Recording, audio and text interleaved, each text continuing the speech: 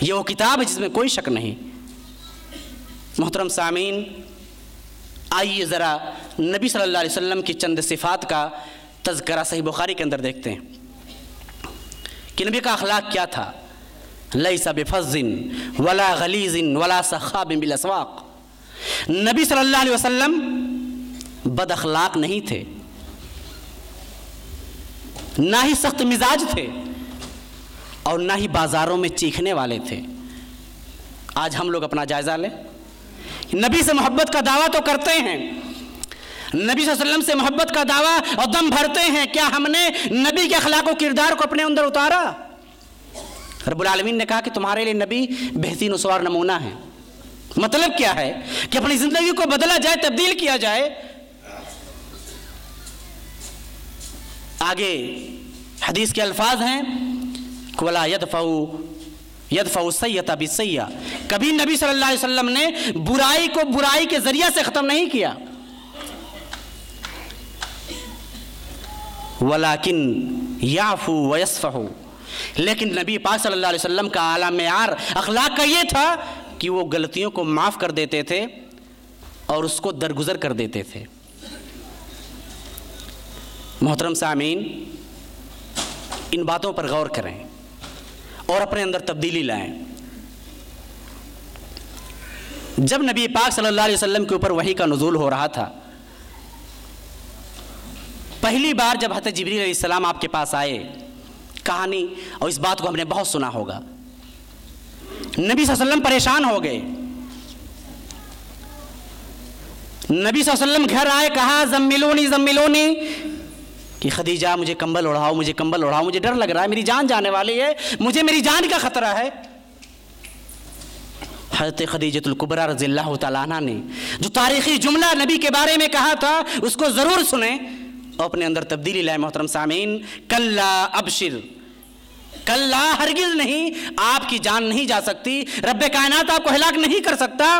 ابشر، آپ کو خوشخبری ہے، فواللہ لا یخزیک اللہ ابدا، اللہ کی قسم، اللہ آپ کو کبھی رسوا نہیں کرے گا، ضائع نہیں کرے گا۔ فواللہ، اللہ کی قسم، انک لتصل الرحم، آپ تو رشتے ناتوں کو جوڑتے ہیں۔ وتصدق الحدیث، سچ بات بولتے ہیں۔ وتحمل الکل، لوگوں کے بوجھ کو اٹھاتے ہیں۔ وتکسب المعدوم، اور پریشان حال لوگوں کی پریشانیوں کو دور کرنے کی کوشش کرتے ہیں۔ وتقری الضیف، مہمانوں کی مہمان نوازی کرتے ہیں۔ وتعطی علی نوائب الحق، اور جو حقدار لوگ ہیں ان کو حقوق کو دلواتے ہیں۔ محترم سامعین، نبی صلی اللہ علیہ وسلم کا یہ اخلاق تھا کہ نبی صلی اللہ علیہ وسلم لوگوں کے بوجھ کو اٹھاتے تھے، لوگوں کی پریشانیوں کو اٹھاتے تھے، بے کس اور پریشان حال لوگوں کی قسم پرسی کے لیے ہمیشہ تیار رہتے تھے، ان کی پریشانیوں کو دور کرنے کی کوشش کرتے تھے۔ اسی لیے کسی شاعر نے کہا ہے کہ وہ نبیوں میں رحمت لقب پانے والا، مرادیں غریبوں کی بر لانے والا، وہ اپنے پرائے کا غم کھانے والا، فقیروں کا ملجا، ضعیفوں کا ماوا، یتیموں کا والی، غلاموں کا مولا، خطا کار سے درگزر کرنے والا، بدندیش کے دل میں گھر کرنے والا، نکل کر حرا سے سوئے قوم آیا، وہ ایک نسخے کیمیا ساتھ لایا، وہ بجلی کا کڑکا تھا یا صوت ہادی، عرب کی زمین جس نے ساری ہلا دی، نئی ایک لگن سب کے دل میں لگا دی، ایک آواز میں سوئی بستی جگا دی، مچا ہر طرف گلی پیغام حق کا، کہ دست و جبل گونج اٹھے۔ محترم سامعین، اس شخصیت کی دعوت سے، وہ شخصیت وہ تھی، ان کا اخلاق وہ تھا، ان کا کردار وہ تھا کہ آج اس زمین پر کوئی ان کی مثال پیش نہیں کر سکتا۔ اور اگر آج کا مسلمان نبی کے اخلاق و کردار کو اپنے اندر لے آئے تو محترم سامعین، جس انداز سے صحابہ کرام کو رب کائنات نے سارے عالم کے اندر تقویت اور طاقت دی تھی، آج وہ حالت ہماری واپس آ سکتی ہے، لیکن شرط یہ ہے وَلَا تَهِنُوا وَلَا تَحْزَنُوا وَأَنْتُمُ الْأَعْلَوْنَ إِن كُنتُم مُؤْمِنِينَ، کہ اے مسلمانوں تم غم نہ کرو، تو اپنے آپ کو کمزور نہ سمجھو، تم ہی کامیاب ہوگے، لیکن شرط یہ ہے ان کنتم مومنین، کہ تم مومن بن جاؤ، ایمان والے بن جاؤ، مومن بن جاؤ۔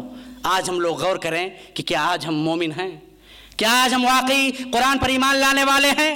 کیا آج ہم واقعی نبی سے محبت کرنے والے ہیں؟ کیا آج ہم واقعی نبی صلی اللہ علیہ وسلم کی تعلیمات کے مطابق اپنی زندگی گزارنا چاہتے ہیں؟ جواب ملے گا نہیں۔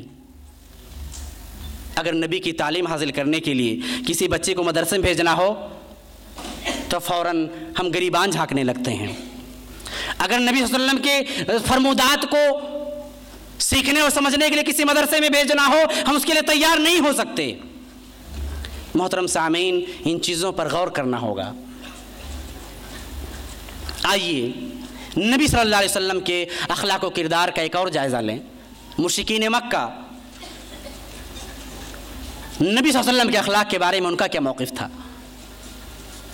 جب رب کائنات نے قرآن کریم کے اندر یہ ارشاد فرمایا وانذر عشیرتک الاقربین کہ اے نبی صلی اللہ علیہ وسلم اپنے قریبی رشتہ داروں کو ڈرائیے، انہیں دعوت دیجیے، انہیں اسلام کا پیغام پہنچائیے۔ نبی صلی اللہ علیہ وسلم کوہ صفا پر کھڑے ہوئے اور کھڑے ہونے کے بعد اعلان کیا کہ اگر میں کہوں کہ اس پہاڑی کے پیچھے ایک لشکر ہے جو تمہارے اوپر حملہ کرنے والا ہے، کیا تم میری بات کو مانو گے؟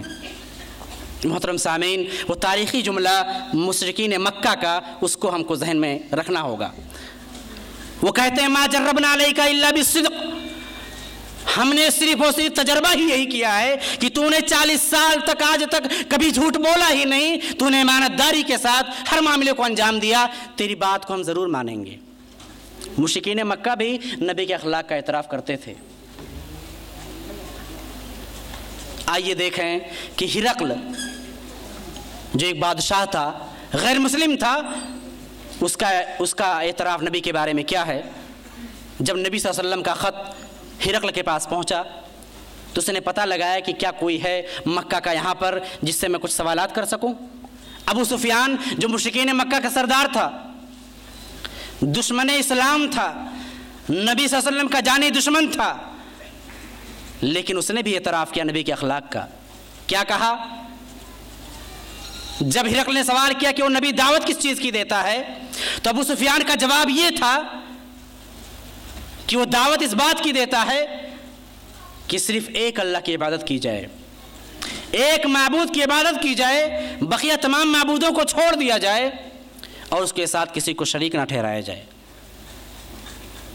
اور وہ نبی حکم دیتا ہے کہ آبا اور اجداد کی باتوں کو چھوڑ دو، وَاتْرُكُوا مَا يَقُولُ آبَاؤُكُمْ، تمہارے باپ داداؤں نے کیا کہا ہے اس کو چھوڑ دو۔ وَيَأْمُرُنَا، وہ ہمیں حکم دیتا ہے نماز ادا کرنے کی، سچ بات بولنے کی، پاک دامنی اختیار کرنے کی اور رشتے اور ناتوں کو جوڑنے کی۔ جب ہرقل نے یہ بات سنا تو کہا کاش میں اس تک پہنچ سکتا، اس شخصیت تک پہنچ سکتا، اس کے پاؤں کو دھل کر میں پیتا، اس کے پاؤں کو چھوتا۔ محترم سامعین، ایک غیر مسلم بادشاہ نبی کے اخلاق کا یہ اعتراف کر رہا ہے۔ ایک یہودی عالم حضرت عبداللہ بن سلام رضی اللہ تعالیٰ عنہ، ان کا اعتراف کیا ہے؟ وہ کہتے ہیں کہ جب نبی صلی اللہ علیہ وسلم، محمد صلی اللہ علیہ وسلم مدینہ تشریف لائے تو ان کی دعوت یہ تھی، وہ کہتے تھے افشوا السلام واتیموا الطعام وصلوا الارحام وصلوا باللیل والناس نیام تدخلوا الجنۃ بسلام۔ یہ نبی کی دعوت تھی، یہ نبی کی دعوت تھی کہ سلام کو عام کرو، لوگوں سے سلام کرو، افشوا السلام، زیادہ سے زیادہ سلام کرو۔ آج تو ہم لوگ جس کو پہچانتے ہیں اسی کو سلام کرتے ہیں، جس کو نہیں پہچانتے اس کو سلام ہی نہیں کرتے۔ اور نبی صلی اللہ علیہ وسلم نے کہا کہ یہ قیامت کی نشانی ہے کہ لوگ جاننے اور پہچاننے والے کو سلام کریں گے اور جس کو نہیں پہچانتے اس کو سلام نہیں کریں گے۔ نبی کی دعوت یہ تھی کہ افشوا السلام، سلام کو عام کرو، محبت پھیلانے کا سب سے بہترین ذریعہ یہی ہے۔ اور رشتے اور ناتوں کو جوڑو۔ آج ہم لوگ رشتے اور ناتے کو کتنا جوڑتے ہیں؟ دعوت نہیں دے پایا سامنے والا تو ہم اس سے انتقام لینے لگتے ہیں اور رشتے کو ختم کرنے کی کوشش کرتے ہیں۔ ہم غور کریں کہ ہم نے اپنے رشتے اور ناتوں کو کتنا جوڑا۔ نبی کی یہ تعلیم تھی کہ سلام کو عام کرو، رشتے ناتوں کو جوڑو، مسکینوں اور غریبوں کو کھانا کھلاؤ اور راتوں کو نمازیں پڑھو جب سو رہے ہوں گے لوگ. آج تو ہم فرض نماز پڑھنے کے لیے تیار نہیں، تہجد پڑھنے کے لیے کیسے تیار ہو سکتے ہیں؟ نبی صلی اللہ علیہ وسلم کہتے ہیں کہ جو انسان سلام کو عام کرے گا، مسکینوں کو کھانا کھلائے گا اور رشتے ناتوں کو جوڑے گا اور راتوں کو نمازیں ادا کرے گا تہجد کی، وہ جنت میں سلامتی کے ساتھ داخل ہو جائے گا. عبداللہ بن سلام رضی اللہ تعالیٰ عنہ جو یہودی عالم ہیں، جو نبی کے اخلاق کا اعتراف کر رہے ہیں کہ نبی کی دعوت اور نبی کی پکار اور نبی کا میسج کیا ہے. محترم سامعین، آئیے نبی صلی اللہ علیہ وسلم کے پاس ایک بچہ جو 10 سال تک نبی کی خدمت کرتا ہے، اس کا اعتراف کیا ہے. حضرت انس رضی اللہ تعالیٰ عنہ ارشاد فرماتے ہیں لم یکن رسول اللہ صلی اللہ علیہ وسلم سبابا ولا فحاشا ولا لعانا، کہ نبی صلی اللہ علیہ وسلم نہ تو کبھی کسی کو گالی دی ہیں، انہوں نے کبھی نہ کسی کو گالی دی ہے، نہ کبھی فحش کلامی کی ہے اور نہ کبھی کو لعن طعن کیا ہے کسی کو. یہ نبی کا اخلاق تھا. اور حضرت انس رضی اللہ عنہ کہتے ہیں کہ جب ہم میں سے کسی سے غلطی ہو جاتی تو نبی صلی اللہ علیہ وسلم صرف اتنا کہتے کہ تمہاری پیشانی خاک آلود ہو، تمہاری پیشانی خاک آلود ہو. بچوں کے ساتھ نبی کا یہ اخلاق تھا. آئیے ایک غلام جو نبی کا غلام تھا، نبی صلی اللہ علیہ وسلم کا اخلاق ان کے ساتھ کیسا تھا، ان کے بارے میں سنیے. زید بن حارثہ رضی اللہ تعالیٰ عنہ، ان کے والد آتے ہیں ان کو لینے. نبی صلی اللہ علیہ وسلم سے کہتے ہیں کہ بچے کو میرے حوالے کر دیجئے. نبی صلی اللہ علیہ وسلم کہتے ہیں کہ بچے کو اختیار ہے، اگر وہ آپ کے ساتھ جانا چاہے تو آپ کے ساتھ چلا جائے، میرے ساتھ رہنا چاہے تو میرے ساتھ رہے. اس غلام نے کیا جواب دیا؟ کچھ اعتراض کرنے والے یہ بھی اعتراف کرتے ہیں کہ اسلام غلامی کی بات کرتا ہے، اسلام لوڈیوں کی بات کرتا ہے، اسلام غلام رکھنے کی بات کرتا ہے. ذرا محترم سامعین، نبی صلی اللہ علیہ وسلم کے اس چہیتے غلام کے الفاظ سنیں اور اس کا موقف دیکھیں کہ اس نبی صلی اللہ علیہ وسلم نے اس کو اختیار دیا، چاہو تو باپ کے ساتھ چلے جاؤ، چاہو تو میرے ساتھ رہو. لیکن اس بچے نے کہا کہ میں نبی کا ساتھ کبھی نہیں چھوڑ سکتا. یہ اخلاق تھا. محترم سامعین، میں نے مختلف شخصیات کا تذکرہ کیا جنہوں نے نبی کے اخلاق کا اعتراف کیا، جس سے میں یہ ثابت کرنا چاہتا ہوں کہ نہ صرف نبی کے خاندان، نہ صرف نبی کے دوست و احباب، بلکہ دشمنان اسلام اور آپ کے غلام تک نے بھی آپ کے اخلاق و کردار کا اعتراف کیا ہے. مشہور واقعہ آپ نے سنا ہوگا، ایک دیہاتی مسجد میں آ کر پیشاب کرنے لگا. بہت مشہور واقعہ ہے، لیکن اس واقعے کو ہم صرف واقعہ رکھتے ہیں، اس سے ہم کو کیا سبق ملتا ہے ہم اس کو نہیں سیکھنا چاہتے. دیہاتی پیشاب کرنے لگتا ہے، صحابہ کرام دوڑ پڑتے ہیں، اسے روکنے کی کوشش کرتے ہیں. نبی صلی اللہ علیہ وسلم کہتے ہیں دعوہما، اسے چھوڑ دو، تم لوگ اسے چھوڑ دو، دعو، اسے چھوڑ دو، اسے پیشاب کر لینے دو. وہ پیشاب کر لیتا ہے. نبی صلی اللہ علیہ وسلم کہتے ہیں کہ انما بعثتم میسرین ولم تبعثوا معسرین، کہ تم نرمی پیدا کرنے کے لیے، نرمی کا برتاؤ پیدا کرنے کے لیے بھیجے گئے ہو، نہ کہ سختیاں کرنے کے لیے. مسجد میں پیشاب کر رہا ہے، مسجد میں پیشاب کر رہا ہے. نبی صلی اللہ علیہ وسلم وہاں پر نرمی کی بات کرتے ہیں. آج وہ لوگ جو نبی کی شخصیت پر اعتراض کرتے ہیں، آئیں اور نبی کے اخلاق کو دیکھیں. نبی کی شخصیت کو مسلمانوں کو دیکھ کر پہچاننا غلط ہے. نبی کو پہچاننا چاہتے ہو تو دنیا والوں کو چاہیے کہ نبی کے اخلاق کو قرآن سے دیکھیں اور نبی کے فرامین سے دیکھیں، ان کی سنتوں سے دیکھیں، نہ کہ مسلمانوں کو دیکھ کر. اس میں کوئی شک نہیں کہ آج مسلمانوں کے اخلاق و کردار اور مسلمانوں کی سیرت نے ایسا ثابت کر دیا گویا کہ اسلام کی تعلیمات بہت زیادہ غلط ہیں اور لوگوں کے سامنے ایک ہی بہت ہی برا نتیجہ پیش کر رہی ہیں. اس میں کوئی شک نہیں، اور اس کے مجرم ہم سب ہیں، اس کے مجرم ہم سب ہیں. محترم سامعین، نبی صلی اللہ علیہ وسلم کا یہ اخلاق کہ مسجد میں پیشاب کر رہا تھا، ایک غیر مسلم دیہاتی، آپ کا اس کے ساتھ کیا رویہ تھا. آج ہم لوگ دیکھیں، اگر ہماری مسجد میں اگر یہ غلطی ہو جائے کسی سے، ہم لوگ کیا کریں گے. متھرا کا واقعہ میں بیان کرتا رہتا ہوں. رمضانوں میں نے سنا تھا خطبہ جمعہ کے موقع پر لوگ خطبہ جمعہ سننے آئے، ایک غیر مسلم مسجد کی دیوار سے لگ کر پیشاب کر رہا تھا. میں پیپر کی رپورٹ بتا رہا ہوں، حقیقت کیا ہے مجھے نہیں پتا. اس نے صرف یہ کیا کہ جو پانی پینے کے لیے، رمضان کا مہینہ تھا نہیں بلکہ گرمی کا مہینہ تھا، جو پانی پینے کے لیے نمازیوں کے لیے رکھا ہوا تھا اسی پانی سے اس نے استنجا کر لیا۔ اب ایک مسلمان صاحب دیکھے اور زبردست تماچا، اور بات یہاں تک بڑی محترم سامعین کہ کتنے مسلمانوں کی دکانیں جلائی گئیں اور کتنے جان تلف ہوئے۔ نبی کا اخلاق کہاں گیا؟ نبی کا کردار کہاں گیا؟ اور نبی صلی اللہ علیہ وسلم کا کہ نرمی اگر دیکھنا ہے تو آئیے اور دیکھیں، طائف کے سفر پر نبی صلی اللہ علیہ وسلم کو پتھروں سے مار مار کر بالکل لہو لہان کر دیا گیا، خون بہہ بہہ کر کے جوتیوں میں جم گئے، بے ہوش ہو گئے۔ آج ہم اور آپ صرف ایک تماچا اگر ہم کو مل جائے، اور تماچا چھوڑو ایک سخت کلامی کوئی کر لے، ہمارا اور آپ کا کیا رویہ ہوتا ہے؟ پہاڑوں کے فرشتے آئے اور کہا اے نبی اگر آپ حکم دیں تو ان بستی والوں کو دونوں پہاڑیوں کے بیچ میں رکھ کے پیس دیا جائے۔ نبی صلی اللہ علیہ وسلم کے الفاظ کیا تھے؟ نہیں، اگر آج یہ اسلام نہیں قبول کرتے تو ان کی آنے والی نسل ضرور اسلام قبول کرے گی۔ نبی صلی اللہ علیہ وسلم کو فکر اس بات کی تھی کہ کیسے ان کو جہنم کی آگ سے بچایا جائے، کیسے ان کو ہدایت کی طرف لایا جائے، اور اگر ان کو اسی وقت ہلاک و برباد کر دیا گیا، محترم سامعین ان کی بستیوں کو یا ان کے لوگوں کو اسلام قبول کرنے کا موقع کیسے ملے گا؟ اور نتیجہ دیکھیے کہ 8 سال کے بعد پورا طائف مسلمان ہو گیا۔ یہ تھا نبی کا اخلاق اور یہ تھا نبی کا کردار جو ہم کو اپنے اندر پیدا کرنا چاہیے۔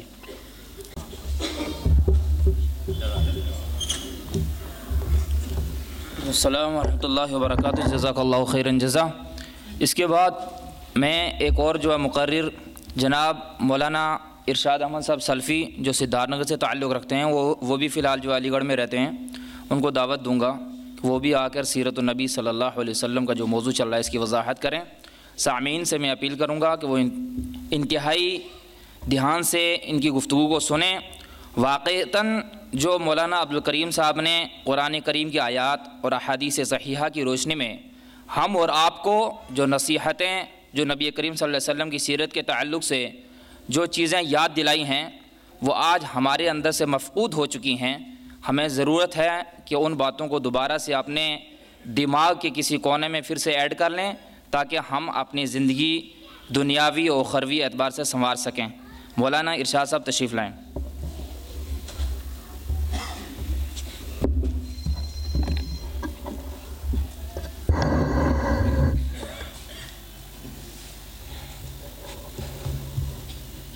السلام علیکم ورحمۃ اللہ وبرکاتہ۔ بسم اللہ والحمد للہ وصلی اللہ وسلم علی رسول اللہ۔ سبحان اللہ بحمدہ عدد خلقہ ورضا نفسہ وزنۃ عرشہ ومداد کلماتہ۔ سبحان اللہ بحمدہ سبحان اللہ العظیم۔ اللہم صلی بارک علی محمد وعلی آل محمد کما صلیت و بارکت علی ابراہیم وعلی آل ابراہیم انک حمید مجید۔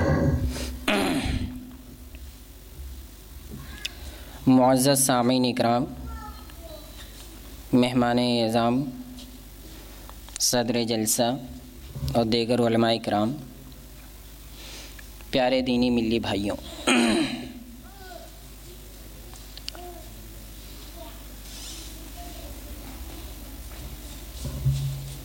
سیرت النبی کا موضوع اور یہ ٹاپک اتنا وسیع ہے کہ اس کے کس پہلو کو بیان کیا جائے، ہر پہلو چمکتا موتی ہے۔ کسے چن کر دیا جائے یہ چننے والا بھی نہیں طے کر سکتا۔ خیر، آج کے ماحول میں سب سے اہم اور سب سے زیادہ جس چیز کی ضرورت ہے وہ یہ ہے کہ اسلام انسانیت کا مذہب ہے۔ اللہ کے رسول صلی اللہ علیہ وسلم کی بعثت اسی وجہ سے ہوئی ہے کہ انسانیت نوازی کیسے کی جائے، ایک انسان دوسرے انسان کا احترام کیسے کرے، ایک انسان دوسرے انسان کی عزت و تکریم کیسے کرے۔ تو ہمیں یہ چیزیں جاننے کی ضرورت ہے کہ سیرت رسول میں اس تعلق سے کیا ہدایات ہیں۔ چونکہ ہمارا ملک اور دنیا میں تقریباً ایسے تمام ممالک ہیں جہاں پر بھی مسلمان آباد ہیں، وہاں دوسرے قوموں کے لوگ بھی رہتے ہیں، وہاں ہندو، سکھ، عیسائی بھی رہتے ہیں۔ تو ایسی صورت میں اللہ کے رسول صلی اللہ علیہ وسلم کے واضح اور صاف و شفاف تعلیمات کیا ہیں، آپ کی سنت مبارکہ کیا ہے، آپ کا اخلاق و کردار ان کے تعلق سے کیا ہے، آپ کا احکام کیا تھا، صحابہ اکرام نے اپنے سماج میں اور معاشرے میں دیگر غیر مسلموں کے ساتھ رویہ کیسے برتا ہے، یہ ہمیں سمجھنے کی ضرورت ہے۔ آج اسلام کے نام پر کیا چیزیں کی جاتی ہیں، کیا کیا دنیا بھر میں ہوتا ہے، یہ ریجنل کی بات ہے، علاقائیت کی بات ہے۔ اس علاقے کا مسئلہ کیا ہے ہم اور آپ نہیں سمجھ سکتے۔ اور دوسری بات میں بتا دوں، انٹرنیشنل پولیٹکس اتنی گہری ہے کہ اس کو ہم اور آپ اپنے گھر میں بیٹھ کر نہیں سمجھ سکتے۔ لہذا اسلام کے تعلق سے جو بھی ہو، ہم یہ نہیں کہہ سکتے کہ حقیقت میں وہ مسلمان ہی ہے، یا یہ کہ وہ اللہ اس کے رسول کی رضا کے لیے ہی ایسے کر رہا ہے۔ تو لہذا اس ملٹی کلچرل اور ملٹی ریلیجیس سوسائٹی میں ہمارا کیا معاملہ ہونا چاہیے، یہ ہمیں آج جاننے کی ضرورت ہے۔ انسانیت نوازی ہی مطلب ہے اسلام کا۔ اگر کوئی یہ سوال کرے کہ اسلام کا کیا مطلب ہے، تو اس کا یہی جواب ہوگا کہ انسانیت نوازی، کہ ایک انسان دوسرے انسان کے ساتھ کیسے رہے، یہی اسلام ہے۔ اللہ رب العالمین نے ارشاد فرمایا سورہ نساء، وَاعْبُدُوا اللَّهَ وَلَا تُشْرِكُوا بِهِ شَيْئًا وَبِالْوَالِدَيْنِ إِحْسَانًا وَبِذِي الْقُرْبَى وَالْيَتَامَى وَالْمَسَاكِينِ وَالْجَارِ ذِي الْقُرْبَى وَالْجَارِ الْجُنُوبِ وَالصَّاحِبِ بِالْجَنبِ وَابْنِ السَّبِيلِ وَمَا مَلَكَتْ أَيْمَانُكُمْ۔ مسلمانوں، اس آیت میں یہ بات بتائی گئی ہے کہ اسلام کا مطلب ہی یہی ہے کہ ایک انسان دوسرے انسان کا احترام کیسے کرے، ایک انسان دوسرے انسان کی عزت کیسے کرے، ایک انسان کی ذمہ داری دوسرے انسان پہ کیا ہوتی ہے، وہ اس آیت میں ہے۔ وَاعْبُدُوا اللَّهَ وَلَا تُشْرِكُوا بِهِ شَيْئًا، اللہ کی عبادت کرو، اس کے ساتھ کسی کو شریک نہ کرو، اس کے ساتھ کسی کو پارٹنر نہ بناؤ اس کی عبادت میں۔ اللہ اکبر۔ اور وَبِالْوَالِدَيْنِ إِحْسَانًا، اور والدین کے ساتھ حسن سلوک کرو، ماں باپ کی عزت کرو، ان کا احترام کرو۔ وَبِذِي الْقُرْبَى، اور رشتہ داروں کے ساتھ عزت و احترام کرو، ان کے حق حقوق کو ادا کرو۔ والیتامى، اور سوسائٹی میں جو یتیم ہے، مسکین ہے، ان کی دیکھ ریکھ کرو۔ والمساکین، اور جو مسکین ہے ان کی ضرورتوں کو پوری کرو۔ والصاحب بالجنب والجار ذی القربى، اور ان لوگوں کی جو تمہارے رشتہ داروں کے پڑوسی ہیں ان کی عزت کرو، اور جو تمہارے کلاس میں، کمپنی میں، دکان میں، کاروبار یا تجارت میں جو تم سے ملتے جلتے ہیں ان کے ساتھ عزت و احترام کرو۔ وابن السبیل، اور مسافروں کی دیکھ ریکھ کرو۔ یہ پردیس میں ہوتے ہیں، انہیں سب سے زیادہ خطرہ اپنی جان کا ہوتا ہے، اپنی مال کا ہوتا ہے۔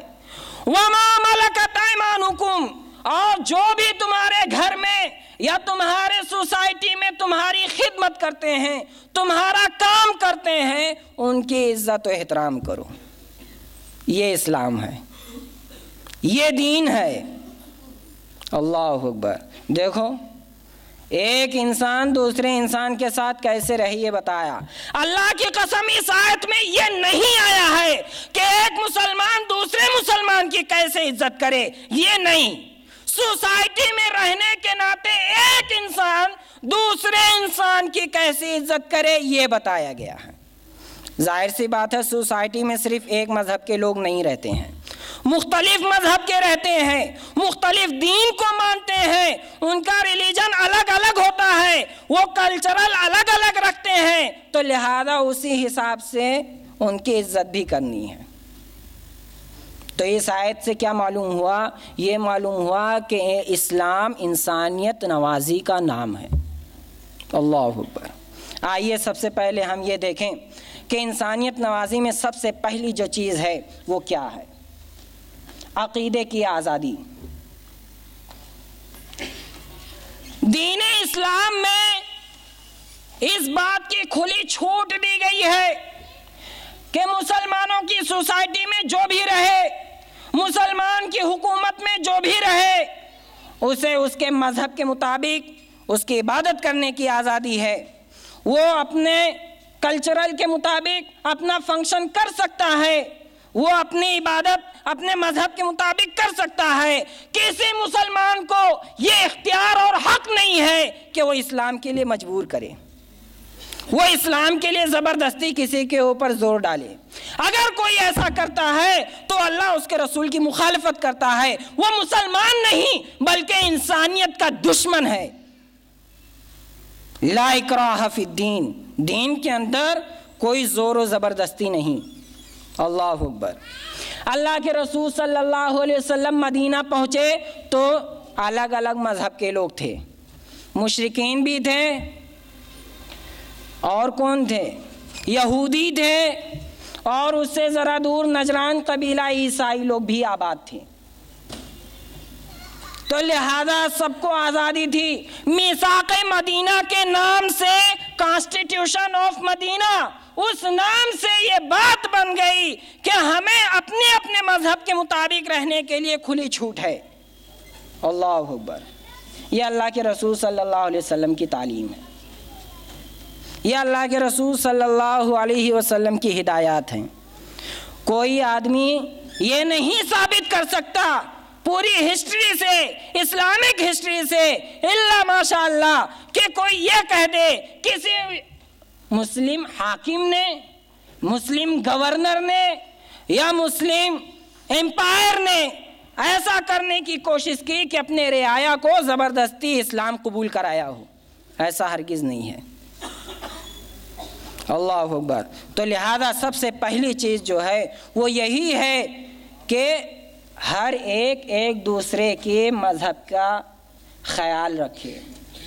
کوئی کسی کے اوپر بائی فورس یا بائی پاور یہ زبردستی نہیں کر سکتا کہ وہ اسلام کو قبول کرے۔ یہ تعلیم بہت ہی اہم ہے آج کے دور میں۔ اسی طریقے سے اسے یہ بات معلوم ہونا چاہیے کہ اللہ کی اس قدرت میں، اللہ کی اس کائنات میں اس کے قدرت کے نظارے مختلف ہیں۔ جہاں دن ہے وہاں رات ہے، اور الگ الگ قدرت ہیں۔ ہر دو چیز دو پہلو رکھتے ہیں، اختلاف ہر چیز میں ہے، تنوع ہر چیز میں ہے۔ اب اگر کوئی یہ چاہے کہ لاؤ ہم لوگ ایسا مل کر ایک ایسا معاملہ بنا لے کہ رات ہی نہ نکلے، تو ایسا ہرگز نہیں ہو سکتا کہ دنیا میں صرف اجالا ہی اجالا رہے۔ نہیں، یہ تو اللہ کی قدرت ہے، اندھیرا ہوگا، اجالا ہوگا، لیکن اب یہ طریقہ ہمیں سیکھنا ہے کہ اس اندھیرے میں بھی رہنے کے باوجود ہم کیسے اپنا کام نکالیں۔ تو لہذا یہ اللہ رب العالمین نے یہ کھلم کھلا قاعدہ بیان کر دیا ہے کہ یہ ہماری حکمت و مصلحت ہے۔ آپ یہ نہیں چاہ سکتے کہ پوری دنیا کے لوگ مسلمان ہو جائیں، آپ یہ نہیں چاہ سکتے کہ پوری دنیا کے لوگ اسلام سے محبت کرنے لگے، آپ یہ نہیں کر سکتے کہ پوری دنیا کے لوگ مسلمانوں سے محبت کرنے لگے۔ ایسا ہرگز نہیں ہو سکتا۔ جب سب کا دین الگ ہے، مذہب الگ ہے، تو لہذا کسی کو اس میں لڑنے کی ضرورت نہیں، اسی کا احترام کرنا ہے۔ اللہ رب العالمین نے ارشاد فرمایا وَلَوْ شَاءَ رَبُّكَ لَجَعَلَ النَّاسَ أُمَّةً وَاحِدَةً، اگر اللہ رب العالمین کی مشیت ہوتی تو پوری زمین پر بسنے والے انسانوں کو وہ مسلمان ہی بنا دیتا،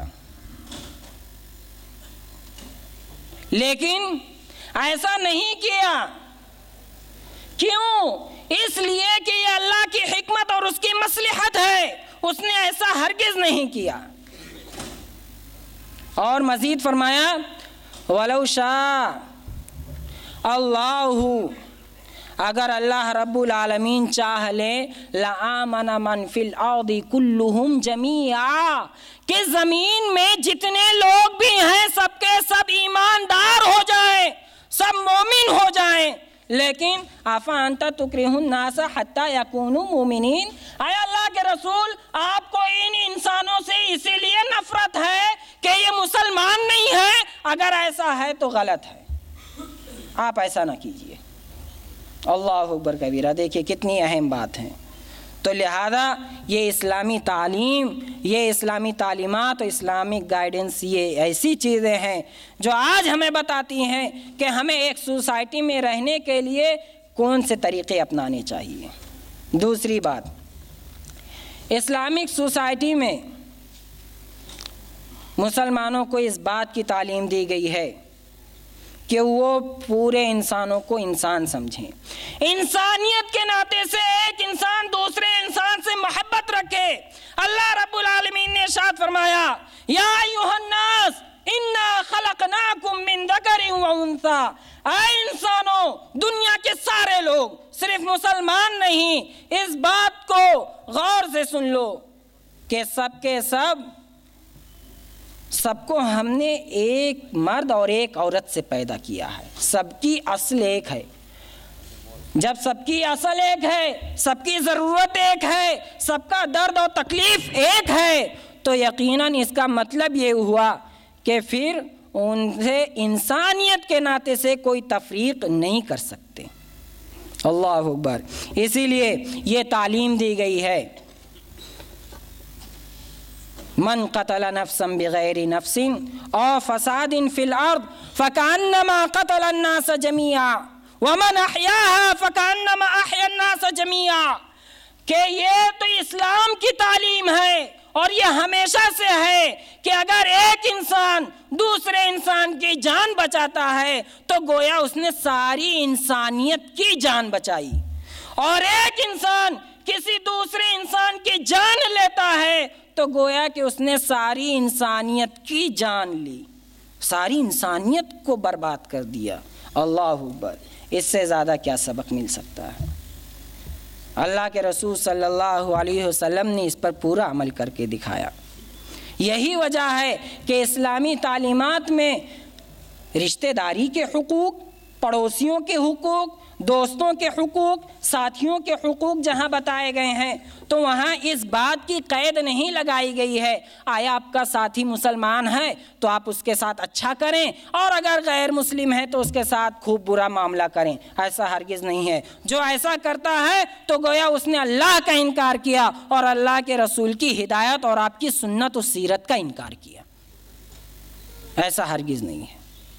بلکہ اخلاقی تعلیم میں تو یہ تفریق ہرگز نہیں ہے۔ ایک مسلمان یہ سمجھے کہ صرف مسلمان بھائی ہونے کے ناطے سے ہم اس سے اچھا معاملہ کریں، اچھا رویہ کریں، اور ایک اگر غیر مسلم ہے تو اس کے ساتھ اسے گالی دیں، اس کے ساتھ جھوٹ بولیں، اس کے ساتھ غداری اور مکاری کریں، ہرگز ایسا نہیں ہے۔ تو لہذا اللہ کے رسول صلی اللہ علیہ وسلم نے بلکہ یہ بیان فرمایا کہ بد اخلاقی کو میں مٹانے کے لیے آیا ہوں اور اخلاقی تعلیمات کو بتانے کے لیے آیا ہوں۔ تو اس کا مطلب یہ ہے کہ جب ہم نے سبھی انسان کو معزز بنایا ہے، سب کو عزت دی ہے، تو اس کی عزت سے کوئی کھلواڑ کرنے کا حق نہیں رکھتا ہے۔ اللہ اکبر۔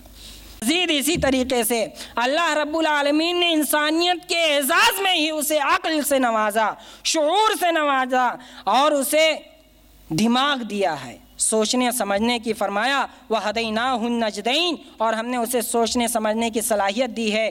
کوئی بھی وہ دو میں سے ایک راستہ اختیار کر سکتا ہے، چاہے تو اچھائی کا راستہ اختیار کرے چاہے تو برائی کا، اور مزید فرمایا کہ ہم نے یہی نہیں بلکہ اسے آزادی بھی دی ہے، کوئی جبر نہیں ہے، جیسے یہ کہ اللہ تعالیٰ نے ہر انسان کے اوپر یہ مقرر کر دیا ہے کہ آدمی مرے گا۔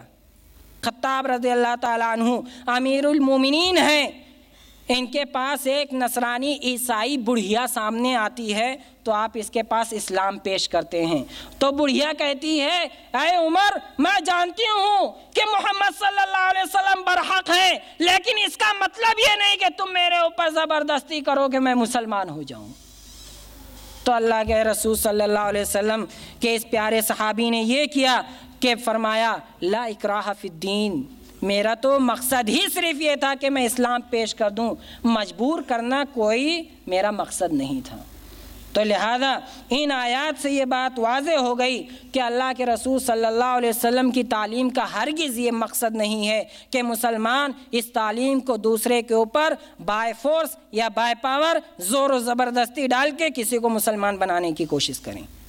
دیکھو اگر سب اسی طریقے سے ایک دوسرے کا احترام کریں تو کتنا پیس ہو جائے گا، کتنی شانتی ہوگی ہمارے پورے سوسائٹی کے اندر۔ اللہ اکبر۔ تو لہذا اگر ہمیں اپنی کوئی بات کہنی ہے تو پوزیٹیو تھنکنگ رکھیے، پوزیٹیو بات رکھیے، پیار سے، محبتی کے اندر شانتی اور پیس نہیں ہو سکتی۔ اللہ رب العالمین نے ارشاد فرمایا یا ایھا الذین آمنوا کونوا قوامین شہداء للہ، کہ اے ایمان والو اللہ کے لیے کھڑے ہو جاؤ اور گواہ رہو، ولا یجرمنکم شنآن قوم علی الا تعدلوا، اور تمہیں کسی قوم کی دشمنی اس بات پر آمادہ نہ کرے کہ تم ان کے ساتھ نا انصافی کا معاملہ کرو۔ کیوں؟ اس لیے کہ تمہیں بیت اللہ میں، کعبہ میں نماز پڑھنے کی اجازت نہیں دی یا اس کا راستہ روک لیا۔ ایسا ہرگز نہ سوچو۔ اگر تمہارے ساتھ برا ہوا ہے تو تمہیں یہ حق نہیں کہ ان کے ساتھ تم بھی برائی کرو۔ اعدلوا، ایسا ہرگز نہ کرو، بلکہ تم انصاف کا معاملہ کرو، انصاف کرو ان کے ساتھ۔ هو اقرب للتقوی، اور انصاف کرنا یہ تقوی کی اہم ترین دلیل ہے۔ اور یاد رکھو اگر کچھ غلط کرنے کی کوشش کی تو اللہ تعالیٰ تمہارے حالات سے باخبر ہے۔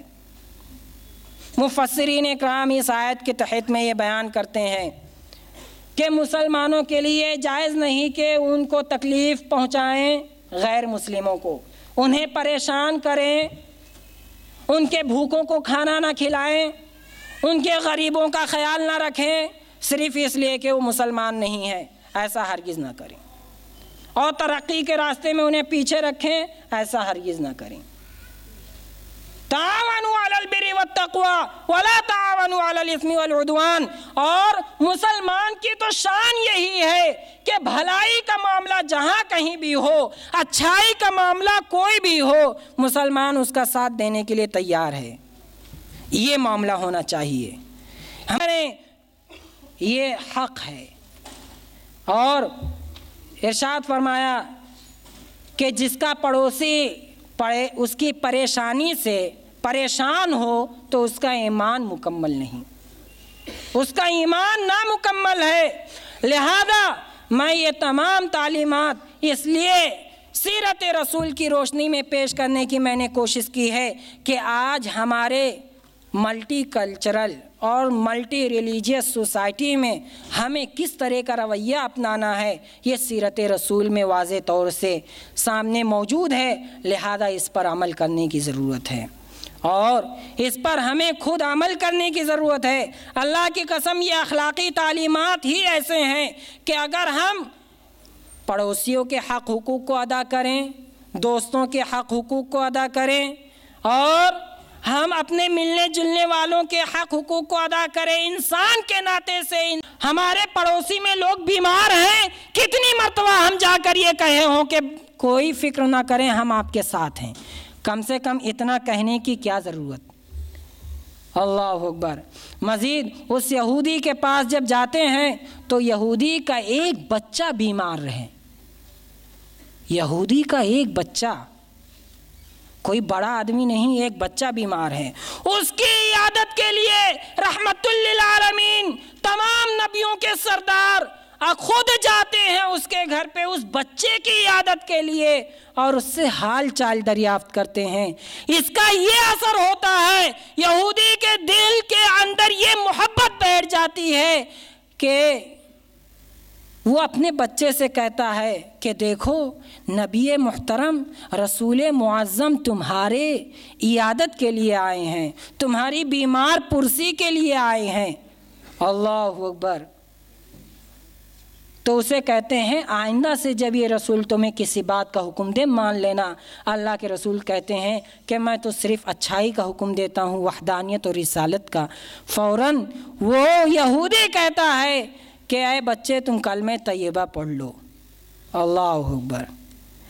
آج ہم نے کون سا اخلاق پیش کیا ہے اپنے پڑوسیوں کے اندر کہ ہم کبھی گئے ہوں جو بیمار ہو ان کی بیماری کو دیکھنے کے لیے، ہم کبھی گئے ہوں ان کو دلاسا دینے کے لیے، انہیں اطمینان دینے کے لیے۔ ہمیں عمل سے دکھانے کی ضرورت ہے کہ ہمارے اندر کتنا دم ہے اور ہمارے دین کے اندر کتنی سچائی ہے۔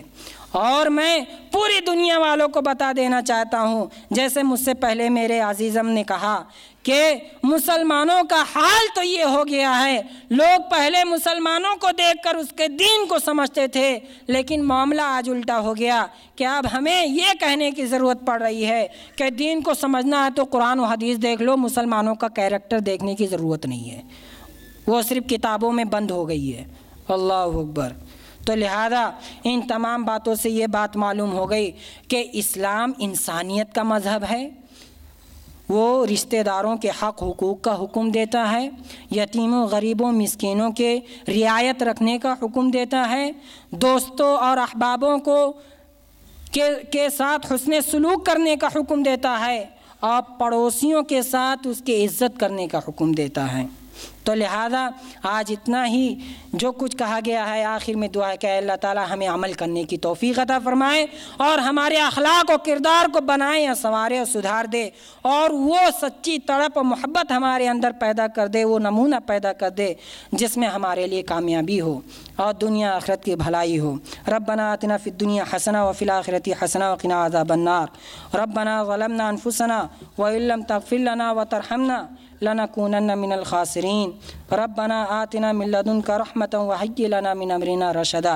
اے اللہ دنیا آخرت کی بھلائی کا مطالبہ صرف تجھ سے ہی ہے، اور تو ہمیں عذاب جہنم سے بچا لے، اور اے اللہ تو ہماری آل اولاد کو ہماری آنکھوں کی ٹھنڈک بنا دے اور ہمیں متقیوں کا امام بنا دے، اور اے اللہ تو ہمیں معاف فرما دے اور ان لوگوں کو معاف فرما دے جو ہم سے پہلے دنیا سے جا چکے ہیں، اور ہمارے دلوں کے اندر پیار و محبت الفت و بھائی چارگی پیدا کر دے، دشمنی نفرت عداوت کو ہمارے دلوں سے صاف کر دیں۔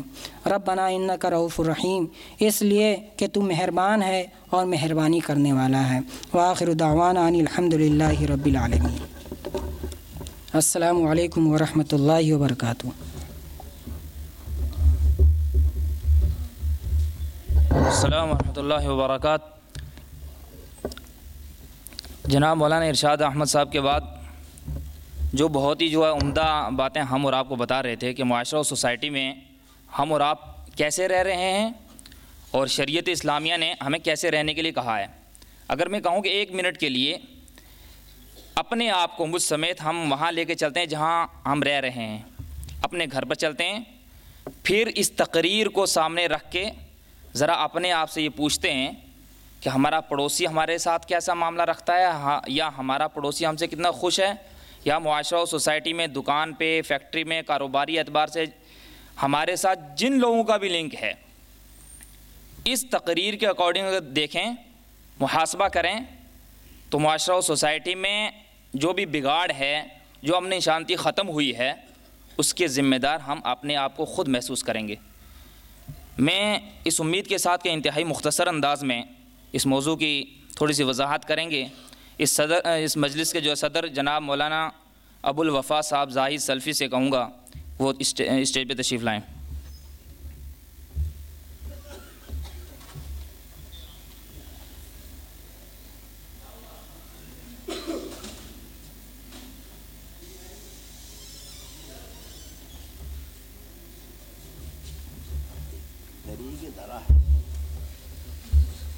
السلام علیکم۔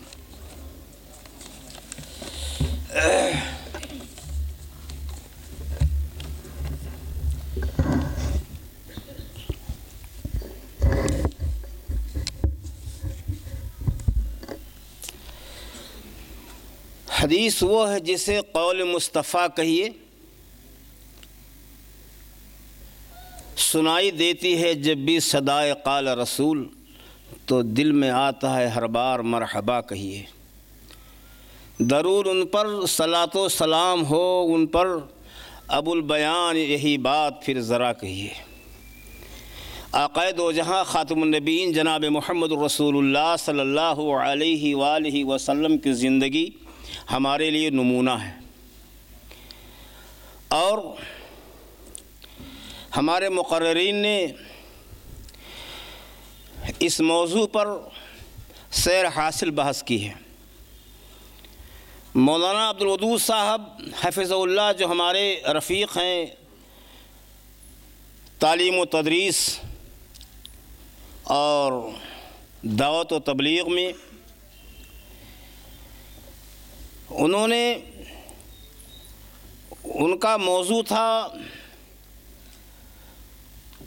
غلطیوں کو سدھارنے کا نبوی طریقہ۔ غلطیاں ہر انسان سے ہوتی ہیں، معاشرے میں ہر طرح کے لوگ ہوتے ہیں، تو کیا اگر کسی سے غلطی ہو جائے تو کیا اسے ہم موت کے گھاٹ اتار دیں گے؟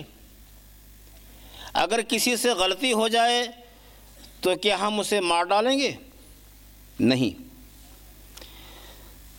اس پر سیر حاصل بحث کی ہے جناب مولانا عبدالودود صاحب سلفی نے، اور بڑے اچھے انداز میں انہوں نے آپ کو سمجھایا ہے کہ اسلام کا طریقہ کار کیا ہے غلطیوں کو سدھارنے کے لیے۔ جناب حضرت عمر ابن خطاب رضی اللہ تعالی عنہ کو جب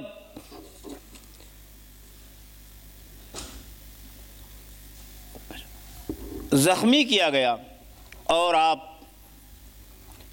بستر علالت پر تھے اور زندگی کی آخری سانسیں گن رہے تھے، ایسے موقع پر ایک نوجوان آیا، جیسے آج ہمارے نوجوان طبقہ نے بڑی ہمت کا کام لیا ہے، بڑی ہمت سے کام لیا ہے، اور انہوں نے یہ عظیم الشان پروگرام مرتب کیا ہے۔ اللہ تبارک و تعالیٰ سے دعا ہے کہ اللہ تبارک و تعالیٰ ہمارے نوجوانوں کو اور توفیق عطا فرمائے کہ یہ آگے بڑھیں اور اپنے بزرگوں کا احترام کرتے ہوئے ان کو ساتھ لے کر کے چلیں اور سب کی دعائیں لیں۔ تو ایک نوجوان آیا، بالکل جس کی اٹھتی ہوئی جوانی تھی، ابھرتا ہوا شباب تھا، وہ جناب عمر ابن خطاب رضی اللہ تعالیٰ عنہ کے پاس آیا اس وقت جب آپ زندگی کی آخری سانسیں گن رہے تھے۔ بخاری شریف کی روایت ہے۔ آیا اور آنے کے بعد کہا، اے امیر المومنین، میں آپ کو مبارکباد پیش کرتا ہوں کہ اللہ تبارک و تعالیٰ آپ سے خوش رہا، اللہ نے دنیا ہی میں آپ کو جنتی ہونے کی خوشخبری دی، آپ کو دنیا ہی میں شہید ہونے کی خوشخبری سنائی۔ اللہ تبارک و تعالیٰ کے نبی پاک جناب محمد رسول اللہ صلی اللہ علیہ وآلہ وسلم آپ سے راضی رہے، اور آپ اللہ کی بارگاہ میں شہید ہو کر کے جا رہے ہیں۔ نوجوان، معمولی سا نوجوان، کوئی بڑے گھر کا نہیں، امیر المومنین جناب عمر بن خطاب رضی اللہ تعالی عنہ سے آ کر کے کہتا ہے، ہمارے دیش کے باپو مہاتما گاندھی نے ایک موقع پر کہا تھا کہ میں چاہتا ہوں کہ ہندوستان میں وہ حکومت قائم ہو جیسی حکومت حضرت مسلمانوں کے خلیفہ حضرت عمر ابن خطاب رضی اللہ تعالیٰ عنہ کی تھی۔ بہرحال حضرت عمر ابن خطاب رضی اللہ تعالی عنہ نے اس نوجوان سے کہا، تعال یا بنیا، بیٹے تم قریب آ جاؤ۔ کھڑا ہوا لڑکا کہہ رہا ہے، آپ کو میں مبارکباد پیش کرتا ہوں۔ حضرت عمر ابن خطاب رضی اللہ تعالی عنہ نے سن کے کہا، تعال الیہ یا بنیا، اے بیٹے تم قریب آ جاؤ۔ وہ لڑکا قریب آیا، اور قریب آنے کے بعد حضرت عمر بن خطاب رضی اللہ تعالی عنہ نے فرمایا یا بنی ارفع ازارک فإنک اتقی لربک وانقی لثوبک۔ اس کا ازار ٹخنے سے نیچے تھا۔ آپ نے کہا بیٹے اپنے ازار کو ٹخنوں سے اوپر کر لو، اس لیے کہ یہ تم کو تمہارے رب سے قریب کر دے گا، اس لیے کہ یہ تم کو تمہارے رب سے قریب کر دے گا اور تمہارے کپڑوں کو صاف رکھے گا، تمہارے کپڑے میں گندگی نہیں لگے گی۔ اگر حضرت عمر رضی اللہ تعالیٰ عنہ چاہتے تو کس سختی سے کہہ سکتے تھے، انداز سے کہہ سکتے تھے، لیکن نہیں، آپ نے بڑے پیار بھرے انداز میں، اور جبکہ آپ کا آخری وقت ہے، ایسے حال میں کہا۔ تو اسلام بزرگوں اور دوستوں، اسلام کی تعلیم رحم و کرم کی ہے اور سمجھانے کا یہ طریقہ۔ دوسری تقریر تھی ہمارے جناب مولانا عبد الکریم صاحب سلفی جو جامعہ سلفیہ بنارس کے فارغ ہیں۔ آپ نے محبت رسول اور اخلاق نبوی پر بہت شاندار تقریر کی۔ قرآنی استدلال، اللہ کے نبی پاک جناب محمد رسول اللہ صلی اللہ علیہ وآلہ وسلم کی احادیث مقدسہ سے دلائل پیش کر کے آپ کو یہ سمجھایا کہ دنیا کے اندر بہت سے ریفارمر آئے، بہت سے رشی منی آئے، لیکن اللہ کے نبی جناب محمد رسول اللہ صلی اللہ علیہ وآلہ وسلم کی چاہنے والے اور آپ کی محبت کرنے والوں کا حال کیا تھا؟ اور ہمیں بھی آج وہی طریقہ اپنانا چاہیے۔ جب روم کے قاصد نے جا کر کے اپنے بادشاہ کے سامنے یہ کہا تھا کہ میں ایسی قوم سے مل کے آ رہا ہوں جو رات کے